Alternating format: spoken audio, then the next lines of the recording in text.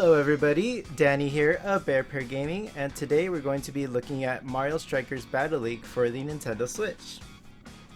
Alright, so you're going to be getting our honest opinions of the game now that we've gotten some hands-on time with it and gotten to explore all the modes and everything. We can tell you guys how we feel about this game. So first off, we're going to be talking about the presentation. Category is... So the presentation is where this game truly shines. This is one of its best categories. You see right from the get-go, you see the character art in the each mode selection. You see the kind of hand-drawn, gritty comic book action. And it very much sets the tone that this is a grittier Mario game, and you see all the scowls on the characters, even on characters on like Yoshi, who are usually happy-go-lucky, have a kind of mean like game face on. And the character models themselves look really great, and the stadiums, I haven't really seen any visual hiccups here or there. Then the cutscenes is truly where this game shines. You see the character intros when they score a goal, when they're lagging behind the other team. That's truly where this game shines, is when you get to see these characters being themselves, or maybe seeing a different side of these characters that you haven't seen before. A more grittier, kind of poor sportsman-like showing for them. Everyone gets their special cutscene when they do their special move, and these look really well animated. They each have their different personalities shown. I will say that it doesn't get as gritty as maybe past Mario Strikers games. Like, there's no Waluigi crotch chops, there's no Daisy putting out flames on her butt or anything like that. There's no Daisy at all, actually. But it's still fun to see these cutscenes. Maybe there's not as many gore-sculling cutscenes as there were in past iterations, but you definitely get more intros for each character. You get character-specific intros, so it's really great to see that they put in a lot of love into these characters, which is something that Nintendo usually prides themselves with. And then sound-wise, the game, it's kind of a mixed bag. The main menu music is a bit forgettable. All the tracks kind of have like that rock edge, electric guitar thrown in there to kind of set the tone of the game.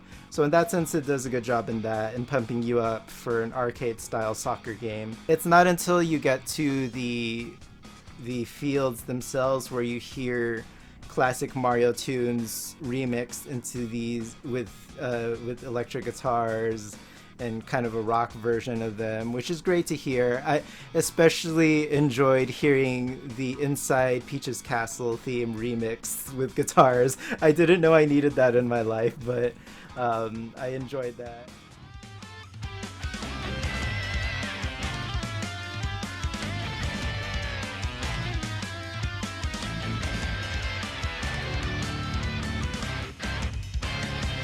And also the new Super Mario Brothers theme remixed in there, and you also get some other fun tunes like Luigi's Mansion and Super Bell Hill, I believe it's called, from Super Mario 3D World. So those are fun tracks to listen to. Let's take a listen to some of these for you guys.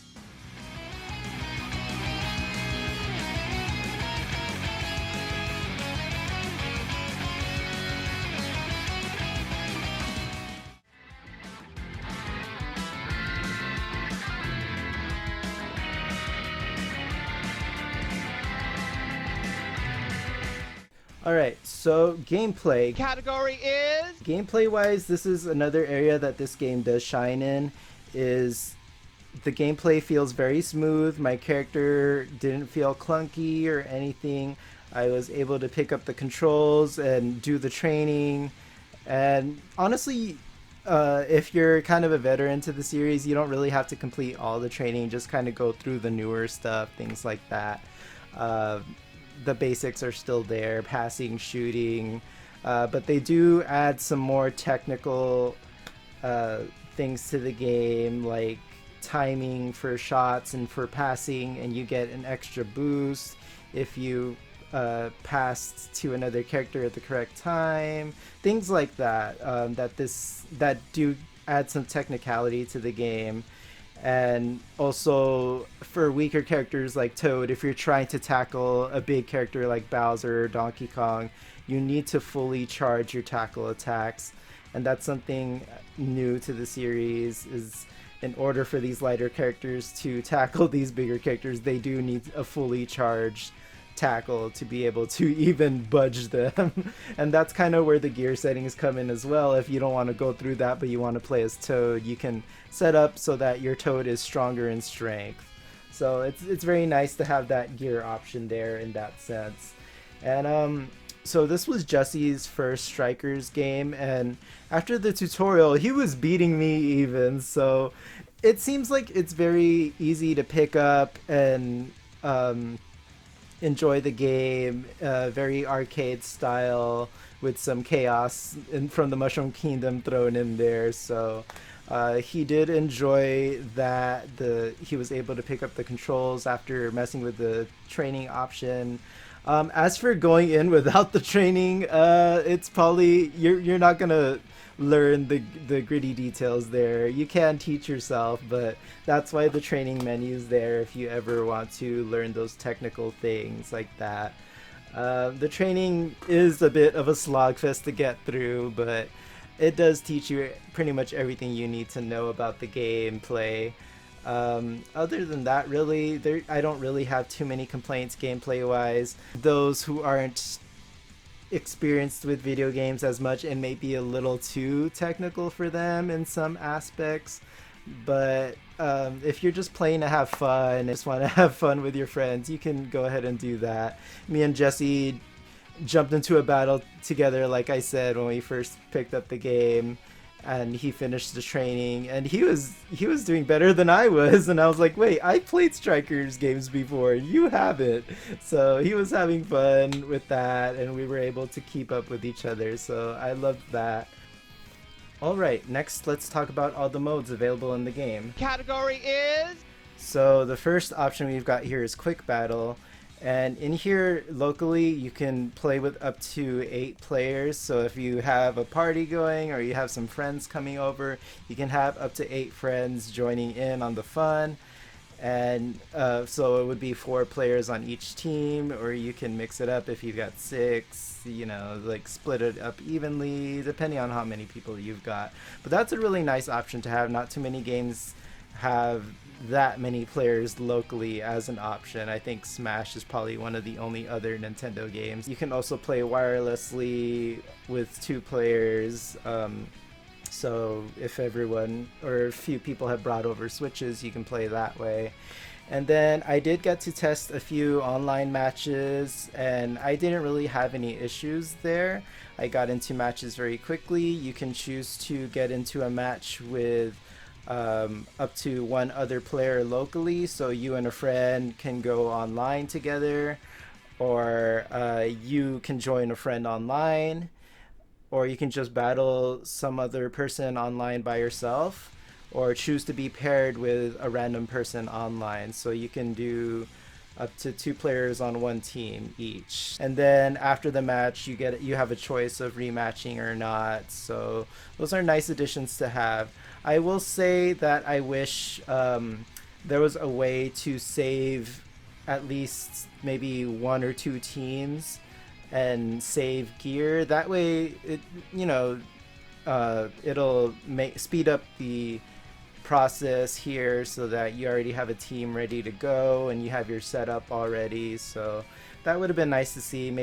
Hopefully they patch that in, but it's not like a deal breaker or anything. And then the matches that I did get in, I didn't really have any lag that I noticed or anything. So yeah, I mean, your experiences could be different depending on your connection or the other person's connection, but so far I have not played a laggy match or of any kind. And then our next menu we're looking at is the Cup Battles, which is kind of the main arcade mode of this game. The meat and potatoes, I guess you can say. There's no story mode by any means in this game. You're just playing cups like you would in Mario Kart or something, playing against the CPU.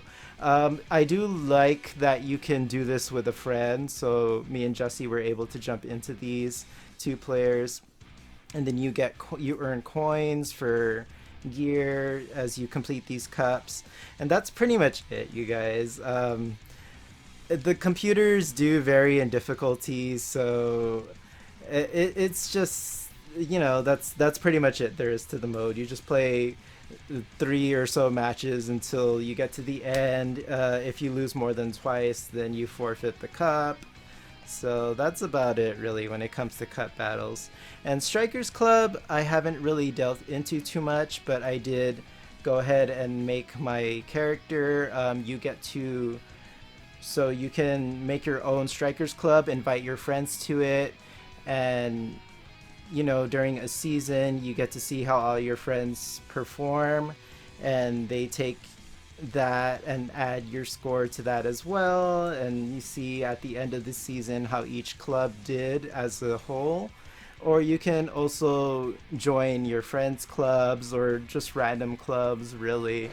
It just depends. This is kind of like the main mode they were pushing. It's in the title of the game, the Battle League. So I do wish there was a little more to this. Maybe you can invite friends off of your friends list off the bat, because I didn't really see an option for that. I could be wrong. But from the looks of it, you just send your friend a code for your Battle League if they want to join your Battle League. That's kind of it for that menu. And the gear is something I think that's new to the series, if I'm correct. And this is very much something that lets you customize your characters to your liking. Say you think Toad's a little too weak in the strength department, you can beef up his strength. But of course, with each stat that you increase, you're going to be decreasing something. And there's a certain amount of points that are set so that your characters aren't going to be too overpowered or too underpowered compared to other people's characters online. And, you can set up your characters the way you want, but also realize when you play online with people, they're most likely going to be picking the best gear and trying to get the best stats. So just keep that in mind, that unfortunately I don't think you can turn that option off when you're playing online to be able to play with no gear on or no specials on. So that's kind of a bummer there. So if you like customization options, which we delved into this a bit and we did enjoy it, and you do get to mess with your character's looks a bit. So like, I loved having a Tron Rosalina. I think that was very fitting. So cosmetically it does look great for these characters to be in different kinds of outfits that you don't normally get to see them in. So it's kind of your preference if you like the customization aspects or you don't. Alright, and last thing we're going to talk about here is lasting appeal. Category is... So, like I said before, there's not too many menus, there's not too many modes to choose from here.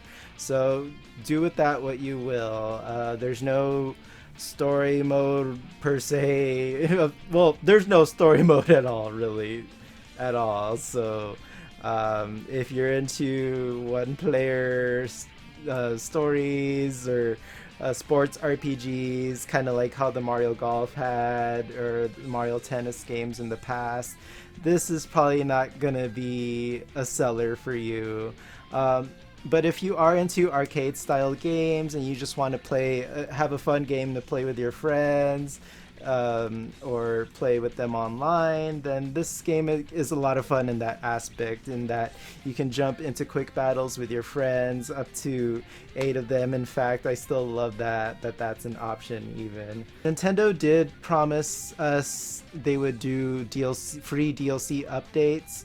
They didn't really go into details, but I believe they did mention they were going to be adding characters, and assuming they're also going to add some more fields as well. And with that being said, there are less characters in this game than the past iteration of Strikers, which was very perplexing to me.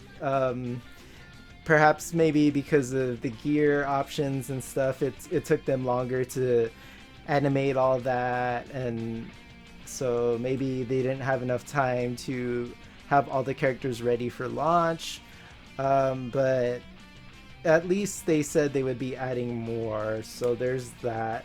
If you don't really enjoy that trend that Nintendo's been going into with the free updates, then this is not the game for you, probably, because as it is very bare bones. I will say what's there is fun, especially when you play with a group of friends. But if you're looking for a single player experience, then you might want to look somewhere else, because this is not a game catered towards single player experiences of any kind, really. If you have plenty of friends to play this game with and they're all, interested in this game, or you've all played past Strikers games, then you're going to have a fun time. That's where the game truly shines, is that where you have a group of friends locally or online that you can play with. That's where this game truly shines, and where you're going to get your the bulk of your lasting appeal from. I will say I wish you could also play up to 8 players online as well, or maybe even 6 or 4. It's kind of a bummer that you can only take one other person with you online, but the fact that we have 8-player local is still a great option here. Alright, so what the game currently offers, and as the game stands as a whole currently, is what I'm going to be judging this on. And currently where the game sits, I'm kind of in a mixed bag situation here. I really enjoy the gameplay, the presentation here. I enjoyed our matches that we've had online, and I've had with Jesse as well locally. And I know I'm going to have a blast with this game, playing it with friends as well. But really, I'm a bit disappointed with everything else that the game has to offer. I will say I did enjoy the gear setups. I enjoyed setting up gear. Like I said, I do wish there were just some extra modes here.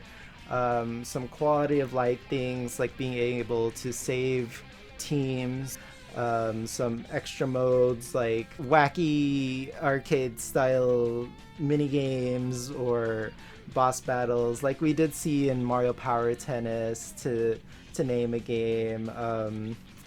It's just very bare bones. I know they said they're going to be adding more as free updates, but can't really tell beyond characters and the fields what they will be adding. So as it stands, and as the game stands now, I'm going to be giving it 7 pair points out of 10. So that's not a bad score at all, really. Like I said, we both enjoyed the gameplay, we both enjoyed the cutscenes, the presentation of the game, but we did feel the game was lacking in other departments, like the modes, specifically the modes it has to offer. Not even, like, I'm not a fan of the sports RPG single players, really, but I know it's nice to have that as an option. Like, even the Mario Golf Star Rush, while it wasn't a great mode, it still offered that, as well as the tennis game. So it's a bit weird to see that being absent here. And like I said, I would have preferred, instead of even that, to have some sort of minigame mode, some sort of like chaotic rules here, like kind of like how we saw in Mario Golf 64, where we had that field that was kind of on lava and it would be tilting. Some weird gimmicks. All the fields play exactly the same. They're just they're just rectangles. There's nothing really chaotic happening field wise, so it would have been nice to have options like that. Alright, with that said, we are going to be having some fun with this game, I know. We're going to have our nights where we play with friends, or we have a drink and play each other in some matches.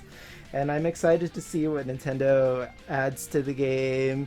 Hopefully we get some Daisy, some Pauline, the Petey Piranha, Bowser Jr., Diddy Kong, have them return from Mario Strikers Charge. That's going to do it for this bare view of Mario Strikers Battle League. If you enjoyed the video, please remember to leave a like, and if you're not subscribed to the channel, well, just go on and click that button below and subscribe. And remember to ring the bell as well so that you get notified whenever we upload a new video. And specifically as well, if you guys want to see more videos like this on our opinions of games that we are picking up, let us know down in the comments. And let us know down below as well if you're enjoying Mario Strikers Battle League. Alright guys, well, that's gonna do it for this bare view of Mario Strikers Battle League. And bear with us until the next video. Bye everybody.